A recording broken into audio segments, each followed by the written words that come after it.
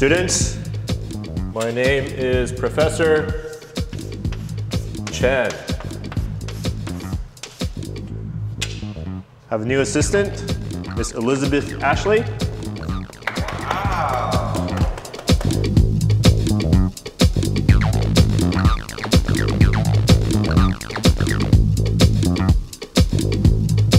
And she's going to help us here. And we're going to talk about the HKS supercharger and superchargers in general. So, does anybody know what a supercharger is? Obviously, you guys don't know anything. Okay. Supercharger is basically a compressor. You guys know what a compressor is, right? A compressor basically takes air and puts it at a higher pressure and shoves it into your engine.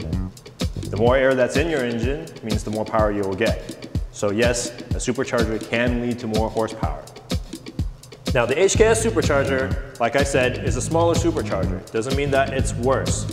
It's meant to drive at lower speeds compared to a conventional centrifugal supercharger, and it also has a special drive system that makes it quiet so that you don't have the usual supercharger whine from the drive belts. This also helps packaging in new modern engines that have very limited space under the engine hood, and so you could put a smaller unit in and get power gains out instead of being limited to packaging. That's the pulley? This is the turbo. Oh, And wow. this is the steering wheel. Now we're going to take a field trip and go out and experiment with the supercharger. Yay!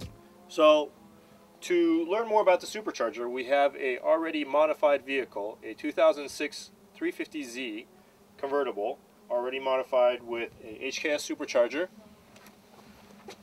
work wheels, 19-inch, BF Goodrich KDW tires, Mine suspension, and a Vertex aero kit all around. We will be doing several tests with this car. The tests will be lap times for a time attack, skid pad, averaging the lateral G for the car, and also acceleration for 0 to 60, quarter-mile acceleration, and we'll also extrapolate an eighth-mile acceleration out of it.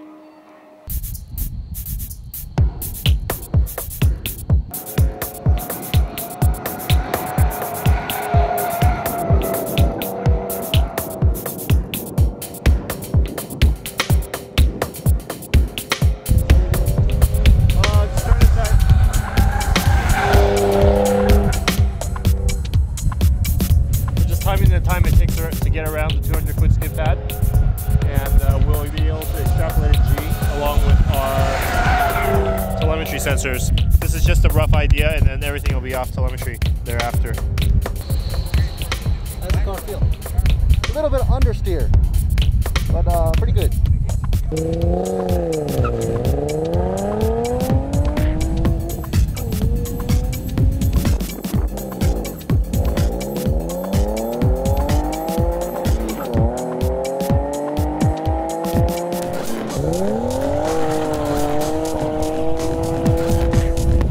So yeah, the temperature and the age of the clutch has been is becoming an issue because there's a lot of tire on the car and it makes a lot of power. So with so much grip on the tires and everything else coming into play, right now the clutch is the one that's slipping. So you can hear by the run that it's kind of slipping a little bit and not performing as well as it could eventually.